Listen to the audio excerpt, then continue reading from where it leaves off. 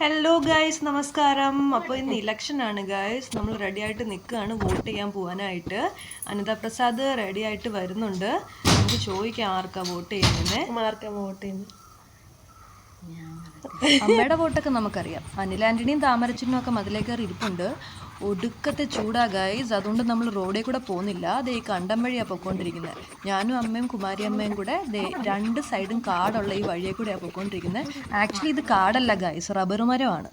ഈ വഴി ആയതുകൊണ്ട് വലിയ വെയിലില്ല. പക്ഷേ ഈ വഴി ഇപ്പോൾ അവസാനിക്കാൻ പോവുക. ഈ വഴിയുടെ അവസാനത്ത് കൊടും ചൂടാണ് ഗൈസ്, കൊടും പൊള്ളുന്ന ചൂട്. അങ്ങനെ ഞങ്ങളുടെ തണൽ വഴി അവസാനിച്ചു ഗൈസ്. ചൂടത്തെത്തി ഗൈസ്, ഒട്ടും സഹിക്കാൻ പറ്റുന്നില്ല.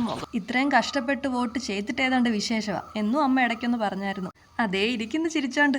അങ്ങനെ കൊടും യാതനകൾ സഹിച്ച് ഫൈനലി പോളിംഗ് ബൂത്തിലെത്തി.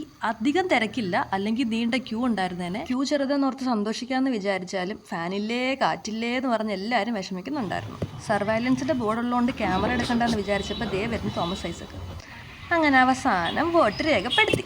അങ്ങനെ വീട്ടിലെത്തി. അപ്പോൾ എല്ലാവരും പോയി വോട്ട് ചെയ്താട്ടെ. ഞാൻ പോട്ടെ. തരാ.